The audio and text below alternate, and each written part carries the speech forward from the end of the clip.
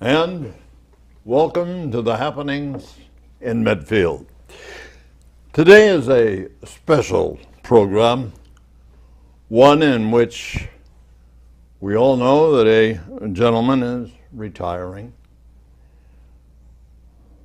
Richard Sorga, as you know him now, at one time a teacher and now a selectman. And it is my pleasure to introduce two very fine gentlemen, one in particular that I had found that had created a tremendous amount of effort in the Orient. And so without further ado, I'd like to welcome Bob Maguire and Richard Sorga. Thanks, Jack. Good to see you again, Jack. Gentlemen, before you get started, I did some research relative to China. Many, many years ago, there was a proverb written. You may be familiar with it, you may not be. It had said that east is east and west is west, never the twain shall meet. Well, thanks to the effort of Bob Maguire, let's set that proverb aside. In my travels, Bob, in Medfield, I find that complimentary is always to you relative to what you have done. Words actually become inadequate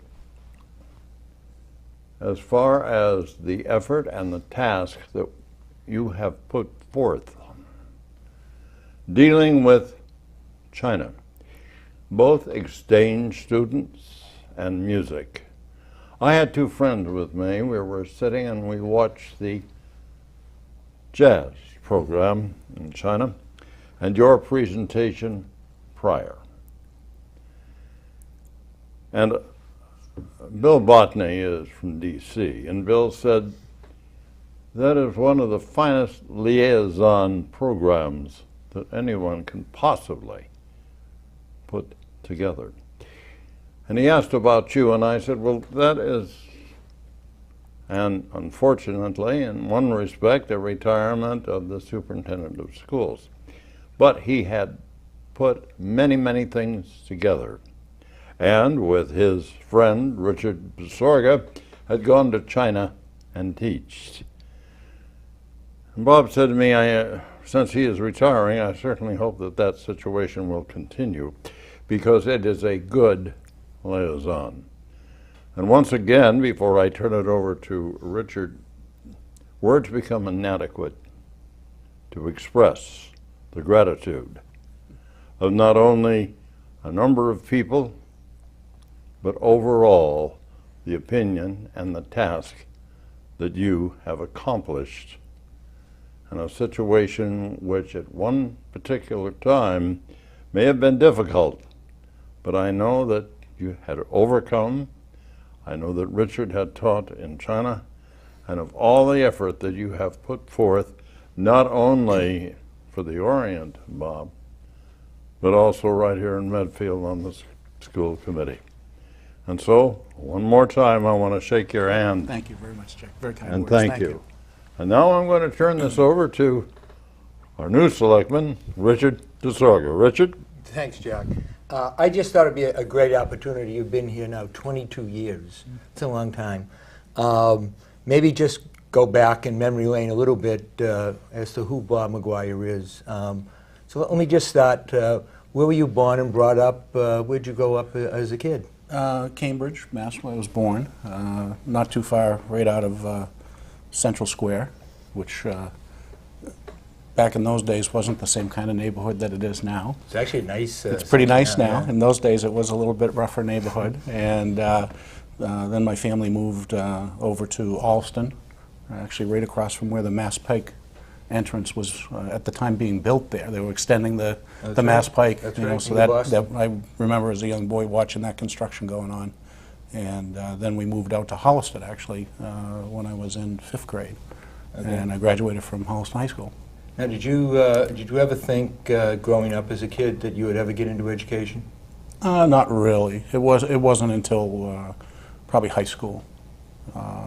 I was very interested in history and social studies, and it was really my favorite subjects in high school, and ended up going off to college and studying history, and kind of the natural progression was, to look at teaching social studies or history, and, went that route. And at the time, though, in the early, late 70s, early 80s, there was a lot going on with cuts in education. So, it was a period where to get a social studies job, you had to be up against 300 other people, and it was pretty challenging to just get an interview. So I was lucky enough that I had good connections in Holliston, and they had a job that I'd refer to as like being a gopher.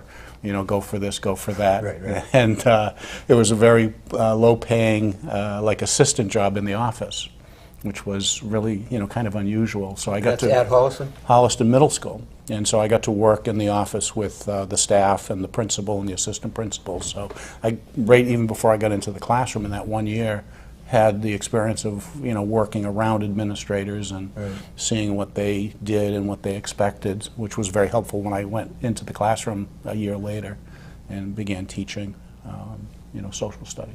Now, I do know, I don't know if you want to make this known or not, but I do know when you were at Holliston High School, kind of the dark side for Medfield, that you were on the basketball team. I was on the basketball bench. But you were on the basketball team playing against the Big Blue of Medfield, who was really in its heyday at that point. Do you remember coming over here playing in the gym of Medfield? I do. I remember. Well, really basketball was not my forte. I wanted to be a great basketball player, but I was not very good. So I actually spent most of my time on the bench, and I don't look it now, but I used to actually run, track and cross country, and we were 1972 state champions. Class C. Cross country? In track. Okay. Yeah. So I was, again, I don't look at, and this is one of the reasons why retirement's a good thing for my schedule. I'm hoping to get back into exercising and losing about 20 or 30 pounds. What did you run in track? I ran the mile and half mile, and I actually ran a marathon my senior year. Wow. Yeah. So I was very involved in running, and then also in college. Yeah. Now, where did you go to college? Westfield State for my undergraduate, and then to Worcester State for my graduate work. Okay, when you graduated from college, you sent, I would imagine, applications looking for teaching jobs? Everywhere. And then where did you end up? Up at Westford Academy, which is the public high school in Westford.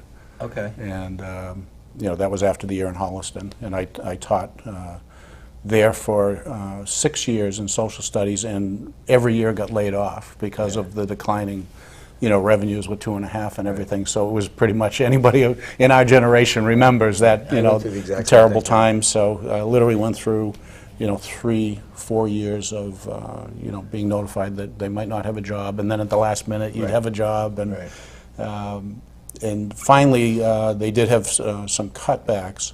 So the principal, who wanted me to stay at the school, said, well, if you can get certified in guidance, we can have you be half of a social studies teacher and half of a guidance counselor. So I took like 7 courses in the summer and got the certificate, which was easier to do in those days. And I finished up my last couple of years there as half of a guidance counselor and half of a social studies teacher. So. And then, now I know you went up to New Hampshire for your first administrative position? Yeah, Salem, New Hampshire. I was the assistant principal up there for 6 years before coming to Medfield. And then what actually brought you back here to Medfield? Well, I was interested in a principalship, and ended up, it was still kind of the same thing to a degree at that time for administrative jobs. So, it was a pretty competitive environment. So I applied in Medfield, and I still remember there were 110 applicants, for the position that year. And, I was just thrilled to get an interview, and, it all worked out. Yeah. So, that was 1991 that you started, and it's kind of interesting. I did a little research as well. When you started in 1991, really the school system was still pretty small. Real small, There was 106 that graduated that year. And our math schools, I think Medfield was a good school system in 1991. But if you look at things like its math, SAT score is 522, it's verbal 475. There was 73% of the kids participated in sports, so it was a good system. But if you look at now 22 years later, those statistics, which look good in 1991, we're off the charts now. So I think in areas of academics and athletics, and then Jack mentioned the music program, which I'll get to in a second. I think a lot of credit. You've seen a tremendous, first of all, you've seen growth in population, and you've seen a tremendous increase in the reputation academically and athletically of Medfield. Yeah, it's been, you know, I think it was a great school system then. You know, I you know, came into Medfield and was immediately impressed by, you know, the quality of the teachers, you know, and the people that, you know, I got to work with right away, and the dedication. You know, the first summer I got here, I remember the grades, report cards weren't printed, and you know, and I was used to you'd finish school and you know the report cards were done the next day, and you know, so I started looking into it, and it literally took like weeks, and we were dealing, excuse me, with this company up near New Hampshire. And it was the old days where you'd have to actually write it all out and send these sheets off, you know, to an outside vendor, and the kids didn't have their report cards like 3 weeks after school. Well, it turns out they had lost all of the sheets. The company finally admitted they lost all the grades, and you know, now it's like a month into the summer, and I'm panicked and put the word out to the staff, and the teachers all came in, you know, and redid all their grades. And you know, some people were traveling, so you know, they ended up having other teachers pulling out the rank books and you know, redoing the grades for those teachers. And you know, I just remember just being, you know, very impressed and thinking, you know, this was the right place to go. You know, when you have that kind of dedication, where you know, it wasn't even a question. You know, people came in and did what they needed to do to help me out. But you had, when you did come in, I mean, just the physical plant of Medfield High School and the schools. We were under a warning by NEASC. They said the condition of the library and other facilities in that school. So you came in, there was a lot of problems waiting for you of how you were going to meet the, you know, this warning by NEASC and expand. And I think another one of your legacies has been just school construction. You've gone through a lot of school construction and a lot of issues of Medfield High School itself when you were principal, and then, of course, the superintendent, really from Memorial to the middle school to the high school, major construction that took place. And I think it was Alexander Construction Company. You had some, they were not probably I maybe shouldn't say anything, but there were some real problems with them and delays. You kept having delay after delay after delay. Any memories of that whole time period with the construction? Yeah, I mean, it was a long period. You know, the school, when I came in, you know, the issues were all identified, so it was just a matter of trying to build the community support. And it actually was you know, in some ways for me coming into the community, it actually was a great experience because there were, you know, a number of people on the building committee that we made like an effort to really get into the community. And I remember being out at people's homes having coffees, and you know, I forget how many nights it was, but you know, literally, you know, we had a road show, and you know, trying to sell the override and explain the need to people, because at the time a lot of people felt it was, you know, a lot of money, you know, and now today you look at it, it was quite a deal, you know, in terms of the cost. But it gave me the opportunity to really get connected to the town and start to build relationships, which is something that, you know, has been very important to me in terms of how to manage the school system, is by, you know, building solid relationships and trusting relationships, so you know that you can avoid kind of the real nasty discourse that you see across the country and in many other communities. So, yeah, that was a good experience. I mean, there certainly were challenges because each one of the building projects was phased construction that involved, you know, basically doing the work while the building was occupied, and you know, maintaining the ability to have it not interfere with the teaching and education of the kids, and making sure it was safe. That was always a high priority, is making sure that we kept the kids safe during a lot of pretty challenging work. But we had plenty of ups and downs in terms of the contractors, and but we had great people around those projects. Dave Iverson, who lives right across the street, was involved in a number of those building committees and was a contractor. And more recently, people like Tim Bonfatti and his background, people like that were immensely helpful. But maybe you mentioned you're wanting to build relationships. Maybe you can comment on that, but I think that's one of the key things, because if you look, and I went through the different years, the number of overrides that Medfield had, and many towns, the vast majority of towns in Massachusetts, those overrides were defeated. Medfield had an incredible record. I think there was just the one time on the construction project that was by a very close vote. I think it passed the town meeting and then failed at the polls, and then they modified that and came back and that passed. But as I went through, it's incredible the number of overrides back in the 90s and in the early 2000s that passed. And Medfield was an exception if you looked across Massachusetts. Why was it that Medfield was able to pass those overrides, a lot of which was tied to the school budget? And I think that at least a good portion of that credit has to go to you with that building of relationships and hearing you on the floor of town meeting, people having that sense of trust. But Medfield really was an exception if you looked at the towns. I don't know your thoughts on that.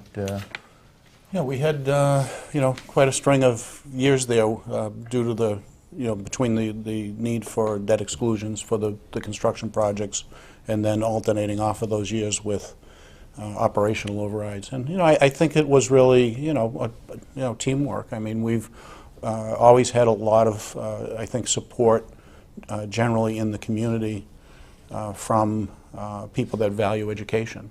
I think people come to this community really because they know that it's a quality school system, and they want access to that. So building a strong coalition of support. Then there always were people that were willing to step up and organize the efforts that needed to be made to educate the public about what the needs were and stuff. And I learned, I think, pretty early on that just because someone opposes your position, it doesn't make them a bad person. That it's important to there's many people over the years in conversations, I've told them, at the end of the conversation, it sounds like you should vote no, and do that with a smile. And, that's something I learned, I think, from my earlier years, that, to avoid animosity, and to paint people as, black or white on these issues really isn't helpful. And it takes away from the discourse that needs to happen, which, again, I think it's a great problem for our country today. You see it, nationally, that people don't focus on the problem, and it's a lot of negativism, and you see it in a lot of communities where, you drive through some of these towns where there's overrides and, the no signs and the yes signs are plastered, and people just go to the argument and don't really focus on the solution. And so, that's something that's been very important to me. I haven't been 100% perfect at it. Certainly there's a few times that, I could have done better, I think, at times in terms of, being 100% true to that, because I am very passionate about, what I believe in. But I've really tried to work hard to be respectful.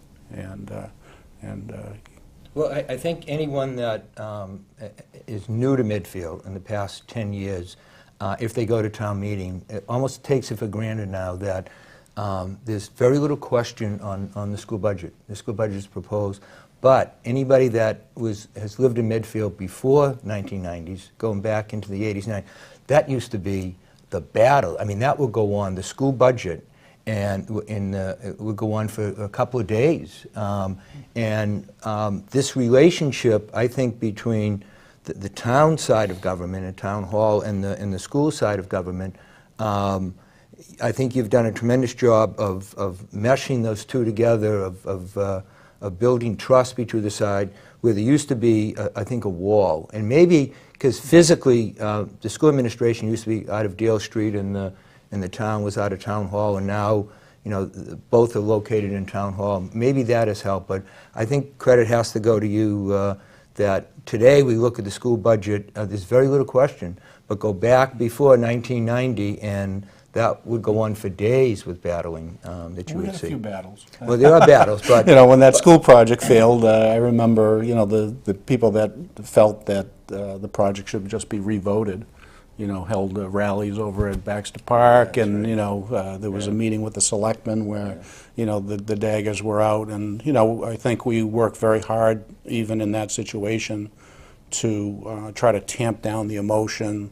You know, I remember having a Saturday meeting with, you know, a number of the different leaders in the town where, you know, we just sat in the room and really tried to come up with, okay, there's got to be a solution here to the problem. But, you know, I mean, there's a lot of folks that have been involved in this. I mean, we've had people on the chairs of the warrant committee over the years, you know, have, you know, I think joined in the spirit of communicating. And, you know, certainly Mike Sullivan and his longevity and our relationship, which, you know, again, we don't agree on everything, but, you know, has been a positive, again, trying to work towards a solution. So I think there's been a good number of people that, you know, have made the effort to get us where we are, and hopefully it'll continue.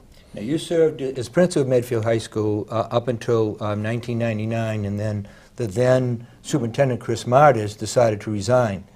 And they decided to have a search committee, and the search committee went out and they came back and basically said there weren't enough applicants and they really weren't pleased with those that had applied. So they were going to go back with a second search. In the meantime, they asked you to become interim superintendent. Right. And in a short period of time, I think in a month or two, they came back and actually offered you the position.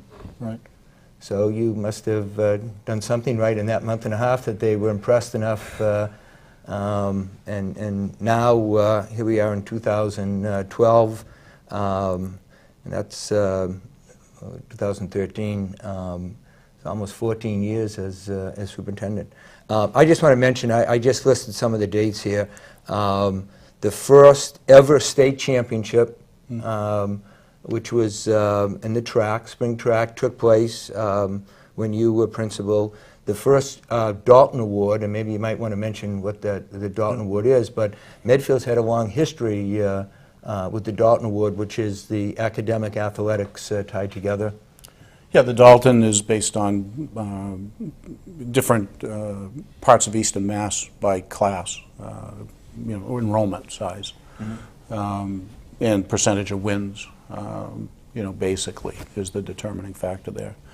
You know, a lot of the extracurricular programs I think have been very important. You know, to develop those the way that they've been developed over the last couple of decades. You know, philosophically, I've always believed that if you can hook a student into an activity that they love, it just makes their interest in school stronger. You know, so, and it doesn't matter what it is. I mean, my background, again, although I don't look at it, was in athletics. You know, I don't really have a background in music or drama or some of the other programs that I think have also grown exceedingly well. But it's about the idea of that these programs, if you can get kids into them and have them have a strong interest in it and have them build relationships with the people that are their coaches and, you know, their mentors, you know, in the school system, you just create a culture that, you know, is of excellence, you know, and it contributes to the academics. You know, so the athletics has been important. You know, the real thing about the athletics, again, philosophically, we all love to win, you know, so having the state championship and, you know, everybody knowing that, you know, when the team comes back into town, that Bob Meany and Bill Kingsbury out there with the fire trucks and the police, you know, to bring them into town is all a great feeling, but it's really about what kids learn, you know, versus the wins and losses. And, you know, philosophically, the wins and losses hasn't really been that important to me, other than it's better to win, feeling-wise. But it's about the relationships that kids build, the idea that they establish a goal, that they work together as a team to accomplish that goal. Any team that does well is they work hard.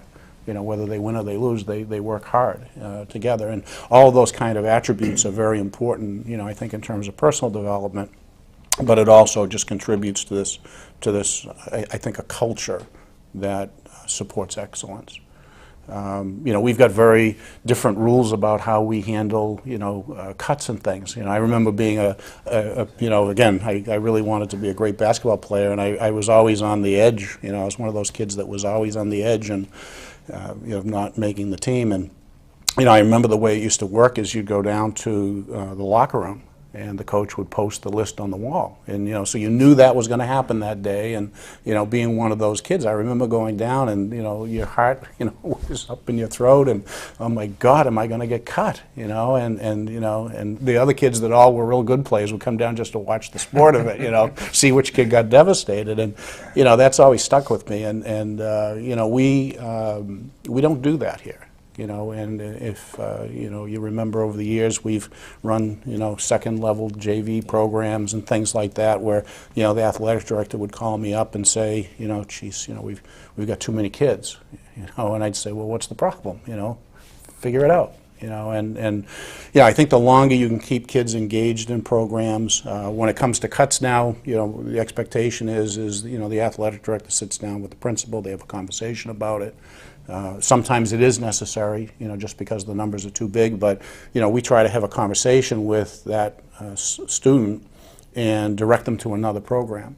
And, over the years, there's been some kids that, have been cut from, say, basketball, and, they get over to track, and then you hear a year or two later that, they're one of the stars in the track program, where, in the old day way, that person kind of disappears into the hallway and maybe doesn't stay connected to a program. So, I think philosophically, instilling that kind of thinking in this district has been important for kids. My son was a benefit of that, JV1, JV2 in the soccer program. He would not have made the varsity with that. So you become the superintendent. Now, first, as principal, you come in, and there's all kinds of issues with NEASC in space, and we get the new science wing and a new state-of-the-art library that had a writing center and technology, which I think is another legacy, is the emphasis you have put on technology. The school system gets wired for the internet. That takes place, and now when you become superintendent, it's a similar issue. And there's enrollments now are really increasing. And the numbers in town are coming up and up. And the school budgets each year are increasing, and the overrides are being passed. But you're going to have to deal with space issues at Memorial, at the middle school and the high school. And you made the decision to actually switch the two schools. I mean, that took a lot of your time, this whole construction project, because that went on for a number of years. Yeah, it seemed like it was endless for a while there. But yeah, again, there was a building committee there that was involved in all those decisions and all those plans. It was a very strong group of individuals, and if you look at the amount of construction that we've done, and then you look at the quality of the way those facilities now serve the town and our educational system, and look at what the costs were. I mean, you go over to Newton and they built one high school and it was $200 and something million, and even at the time when we were having these debates, it seemed to some, I'm sure, that it was a great expense. But in hindsight, the total cost, of that construction, I think, was under 60 million. And then working with Mike Sullivan and the state, which changed the program right at the end of our construction, we were able to go in and make a presentation to them, and we were successful in getting the new rules applied for the finances. So I know, we saved a bundle in terms of the long-term borrowing costs that we actually had planned to have to pay. So it ended up being a much better financial deal for the town. And you know, with the exception of Dale Street right now, which is a looming issue that I have some regrets about not having the opportunity to have that taken on yet. But that's, you know, that's really the issue that's sitting there. You know, there are a few issues I think at Wheelock that are more around energy and the heating system, you know, window systems and stuff. The building space-wise and structurally is in pretty good shape. But Dale is an issue that's, you know, certainly going to be needing to be addressed soon. And I know, especially as we get into 2000, 2001, there was a fiscal crisis that was going on, the local aid and stuff was cut. Let me just take you to 2001 again, with the events of 9/11, when that happened. And I know as a classroom teacher at the time, the impact I saw. What are your thoughts as superintendent at that time with those events? It was just almost surreal. You know, I remember getting the call from I think it was the then principal, saying, you know, have you seen what's going on? And you know, I just remember it being very confusing at first. You know, just, you know, not knowing whether it was an accident, you know, but then it was two. You know, how do you have two planes, you know, have an accident? And really just not being in a position of really having ever thought about, well, what do you do with this? You know, similar, you know, we actually were in China, you know, during the Boston bombing, you know, and, you know, I think this time it was like, well, we understand these things can happen, you know, so even though it was a little bit of thought that we had to deal with this time of, you know, meeting with the kids and making sure they called home and everything, it was, I guess, sad in a sense that, you know, we could rationalize that something happened like that in Boston, where I think, you know, the first time it was almost irrational, you know, that something like that could ever happen. I remember we were struggling about, you know, we had all the TVs and stuff at the high school, and we were struggling as to, well, do we let people watch it, you know, and there was a big internal debate very quickly about, do we turn the TVs off and, you know, all that. And I remember, you know, a great amount of fear that then seemed to settle in for some folks, where it was a case of, well, you know, are they going to do something here? You know, and I remember meeting with some, you know, parents that were just petrified that, you know, there could be some. So I think that was the beginning of, you know, the loss of that innocence that we used to feel about being safe all the time, and, you know, then some of the other school shooting things that have developed, and you know, the idea that you just would have the front doors open of schools and, you know, people would go about their business, and, you know, I think that all kind of went together over a period of time, that, you know, we've just got to think about schools and safety a lot differently than what we needed to in the past. Right. Let me, and Jack had mentioned, clearly another legacy, I think clearly is the introduction of Mandarin, the Chinese program. And clearly you're the one that started that ball rolling and has kept it rolling. You went over to China and you met Principal Chen of the Bengbu Middle School over there, and you invited him over here, and that began a program. We had teacher exchange, and now we have student exchange, and you just came back with the band and the program there. I think Medfield clearly must be one of the model communities in our country for this whole program. In a short period of time, and Medfield received the Confucius Classroom Award, and so you've been able to get grants and money to pay for a lot of this as well. Right. Well, you know, it's. I don't want to diminish what we're talking about with China, but, you know, at times I get a little worried that because that becomes kind of the focus of the conversation, sometimes that it actually just maybe gets people not focused on really what this is about. And so it really is about, initially was a language program idea, that we really needed to look at what are the skills that kids need for their future. And clearly with what's going on in the world today, and what's going on in our own country, kids in the future are going to need to be able to be you know, be literate in another language. There's no doubt about that, and most of the world does it. You know, I mean, basically every Chinese kid is learning to speak English. the rest of the world, Europe, all of the other modern countries, developed countries in the world and undeveloped countries are focusing that in education. In the United States, we know it, we talk about it, but we don't do it.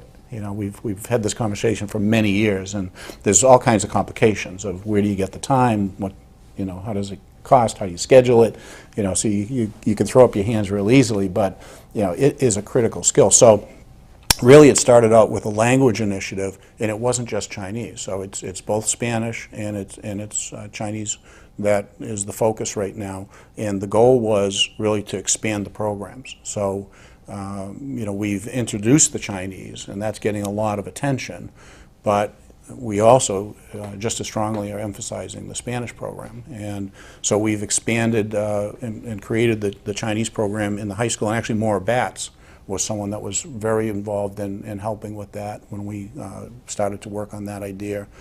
And we've now, the middle school program used to be French and Spanish, and the students took the program just a couple of days a week, and they took the language as exploratory. So they took a half year of one and a half year of the other. The truth of the matter is, it really wasn't much of an exploratory in terms of the kids necessarily making a thoughtful decision, because usually the second semester, the choice was happening very early in that second language as they flip. So, we made the decision to, basically, you choose a language, and in effect, we added a day, so we're up to 3 days a week. We've more than doubled the contact time in the language, which is really important. Then this past year, we've expanded the program into Dale Street School, 4th and 5th grade, and successfully in this year's budget, it's going to be down to 2nd grade. So kids will start both Spanish and Chinese in 2nd grade, and the goal of that is to give them time in the contact language, and to have kids leave the system hopefully being fluent in that other language, which is a tremendous skill. Then on top of that, we've always had a history with the other languages that we've had to actually give kids culminating experiences in that language. So when our French kids have gone to France, our Spanish kids have gone to Spain. Right. So the Chinese program is a natural connection. Obviously it's a lot further away. It's definitely a developing country, which is much different. So then that whole aspect of why that's important beyond the language piece is the whole notion of kids having that cross-cultural connection, which is so different. Going to France is different, and it is great, Spain and everything, but China, and it could be a lot of other places, but the whole idea of having it being so different, right. It could be India, it could be many different places, but the difference in culture, the difference in language, food, the political systems, all of that is all very much something that gives kids, I think, a great chance to have an experience that is very different and opens their eyes to see the world in a different way, and hopefully develop more tolerance, and also hopefully affect the other side. That's really important too, right. Particularly with where the potential is here for down the road. There's a lot of, I think, concern about China in the world, and certainly the issues between the governments are serious and have potential that we need to be really cognizant of for the country's future. But what we see with the kids is they connect immediately. This last trip with the jazz band, which was wonderful, it was a little different because we went to Beijing, we went to Shanghai and had concerts there, and we were doing more travel and had less time in the homestay experience in Bumbu. But the kids were there for 4 nights and 3 days. On the third day when we were departing, at 7 in the morning, the tears were flowing. Literally in that short period of time. They had emailed everybody, back and forth a little bit, but literally in 4 nights and 3 days, these kids had developed enough of a friendship and relationship that they literally, were in tears, having made, such great friendships and connections. So, the idea that we can actually get the people that are, quote, so different to see that they're actually so the same, is really, something that's important, I think. We have time for one more question on this, Jack. I just want to move to the technology piece, because I think that's another of your legacies. And I know they started last year in the Blake Middle School with the use of the iPad as a pilot program, and now that's going to expand next year into the high school. I believe all of grade 9. That's some high-powered concept. I've talked to several people in other school systems, and just the idea of being in the forefront of the technology and not the printed word in the book. Where do you see which the goal here as you begin? I mean, you're going to begin this program, and now you're retiring, but where do you see this program going that you're launching? Well, I think we're heading towards hopefully an environment where all kids will have access through mobile devices, to the internet, to instruction, and trying to improve and personalize learning, in a way that it's the shift away from what most of us remember our education as being, and when I was in parochial school, early on in Alston, the desks were literally screwed to the floor. I remember, and the idea that, that was instruction. The teacher was at the board, and the kids, were sitting in chairs, and the desks were screwed to the floor. You go into a school now, you see the kids actively engaging in small group work, and the teacher, having a lot of different kinds of activity going on. So the kids are actually engaged in the learning in a way that hopefully is better, for them. And so the idea of the mobile devices isn't about really teaching them how to use technology. It's actually to make it a tool that can enhance the kind of instruction that teachers do. There's simple things right now that a teacher can design several questions in a class instruction. So do normal instruction that might involve something on the board, or seeing a video or a group activity that could be going on, and the teacher can embed in the lesson, say, 3 questions that are really important to know whether or not the kids are getting it. And you can ask those questions, and the kids can respond with the mobile device, and instantaneously the teacher can know what percentage of the kids got the concept, which is powerful. In the old way, it's, okay, did everybody get it? Raise your hand, and someone doesn't want to raise their hand, and and that's a powerful basic skill that teachers need to know. And the best teachers have ways they do that without the technology, but still it's always a challenge to really get to it. So one real simple example is this, that instantaneously the kids with the mobile device can respond to a couple different questions. The teacher can know instantaneously, is this something that half of the class really didn't get it? And instead of just moving on, not knowing that, can immediately affect the instruction. So that's just one small example of how the devices can really help teachers with the kinds of things that are really just old important teaching styles. So we're heading in a direction hopefully where we've expanded the wireless and the network capabilities at the high school and middle school. Hopefully with a Dale project in the near future. That can be affected there in a better, more cost-effective way. And then I think the real issue is with our budgets, how do we fund this? That's the challenge that we always face now is, with all the fiscal issues that are there, how do you pay for this? So we've done a lot of surveying, and what we found in the surveys is that the vast majority of kids have these devices. So, instead of us going out and buying them and, having that expense, that might actually be kind of duplicating what is already out there.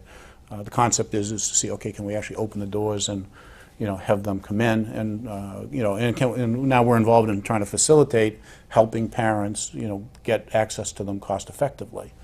So we've been working with vendors on lease purchasing plans and things like that. The idea, I think, being to try to really have them extensively available in the schools. Trying to be very cognizant of the issue of need financially. Basically, we've laid out the notion that, you know, if someone has any financial need at all, it's a conversation, and we'll work with that.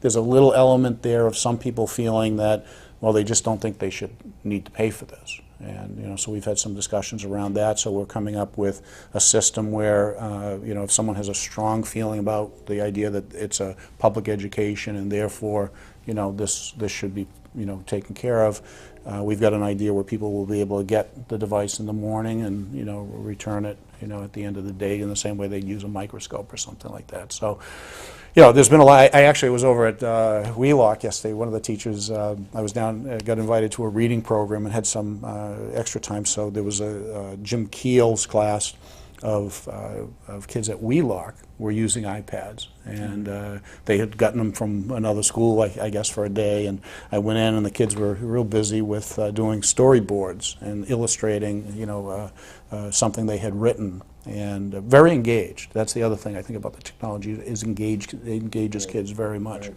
And I asked the second graders, you know, that were there, well, how many of you have iPads at home? Yeah.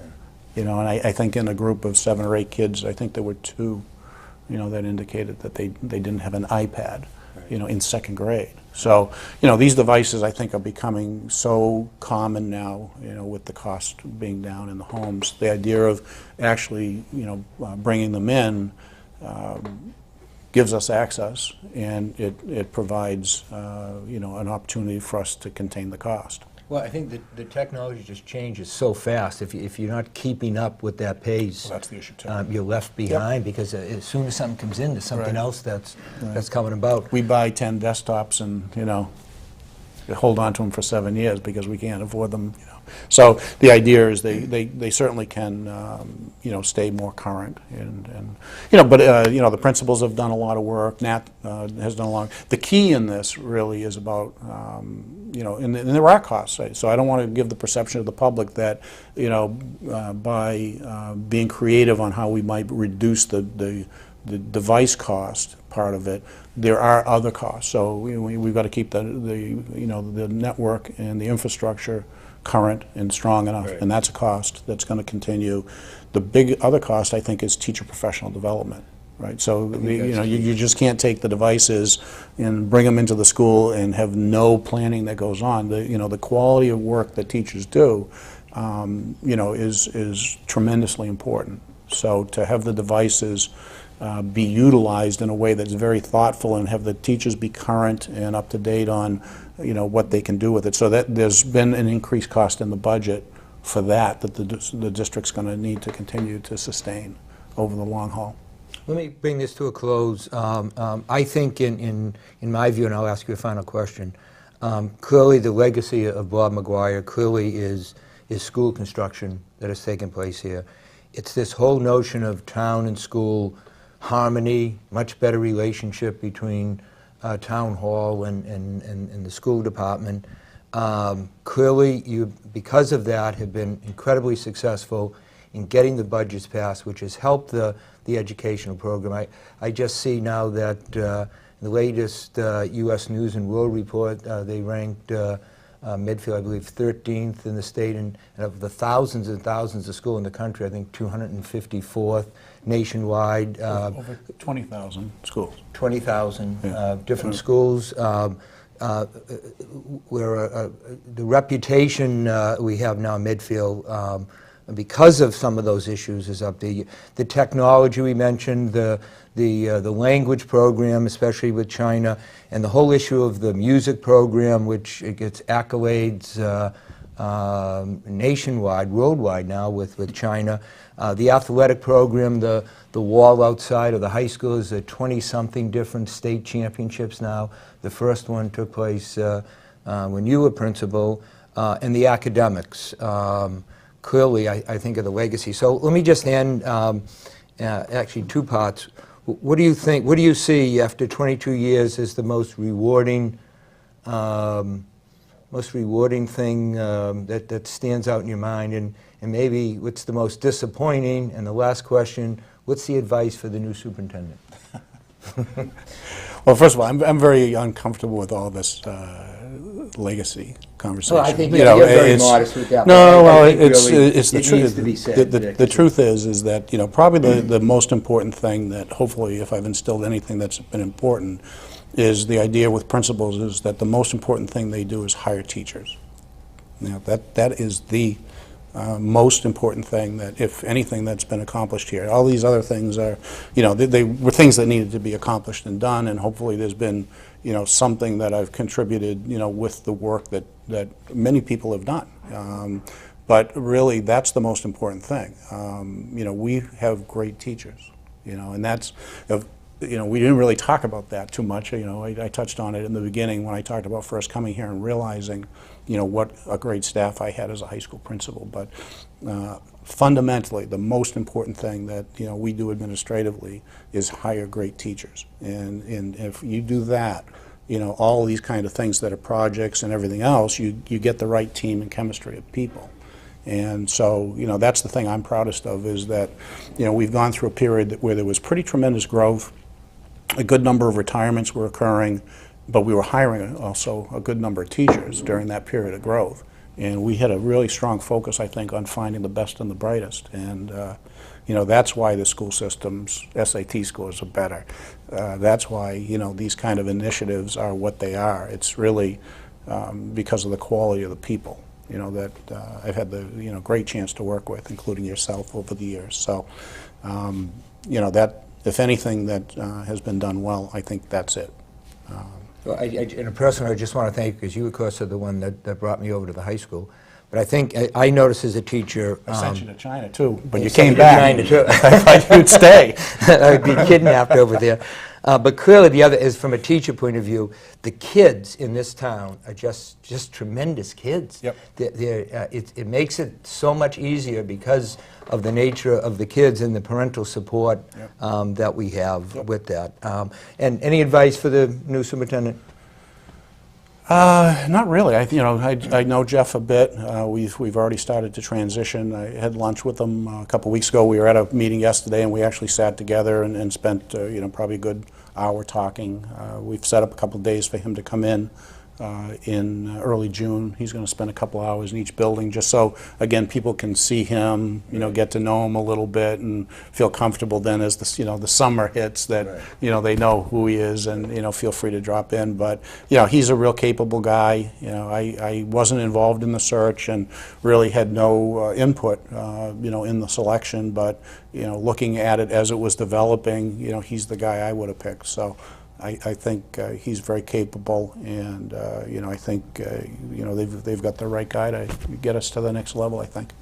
Well, I'll turn it back to you, Jack. I think one thing I've known Mr. Maguire a long time, he is very modest, but clearly he has a legacy in this town, and he'll be missed in this town, missed personally by myself, very much so, and I think by the people of the town, clearly. Well, gentlemen, as I normally say, the old clock on the wall, this has been extremely interesting. I feel I do a program called The Story Behind the Story. And as I look over at Mr. Maguire, there's stories behind the stories that have not been actually put out. With this program, it's getting to know the depth, which is very important. And so in closing, I'd like to, as I normally say, Bob, is there anything you'd like to say before we say goodnight? No, just thank you very much. I've enjoyed our relationship over the years, Jack, and it's great service that you do for the town by putting these kind of programs together for the community. So just thank you very much for inviting me. Appreciate it. Richard, do you have anything to say before we close? No, I just have the highest regard for who was my principal and then superintendent. I have less fear of him now because I'm not in the school system, but he just has been, I think, a good friend, and he just has been, I keep talking about things that make Medfield, and make it very special, and I know Your assistant principal, Dave Gibbs, used to always use the climate of Medfield, but clearly this gentleman here is a big part of what makes Medfield Medfield. Well, you know, there was an old adage before I say good night. There was a gentleman out of New York by the name of Damon Runyon. And he used to write a column. And one in particular was, what makes Hemi run? And consequently, as I think about that and what Bob has accomplished in a span of time, is one of the most outstanding things. And I'm not just saying that, I feel it. One of the most outstanding things I have seen in my 86 years on this earth. So gentlemen, once again, Bob, it is a pleasure. Thanks, Jack. You're going to be missed. Thank you. And Richard, thank you. Always a pleasure, Jack. Thanks. This is Jack Peterson wishing you and yours the very best. Good night.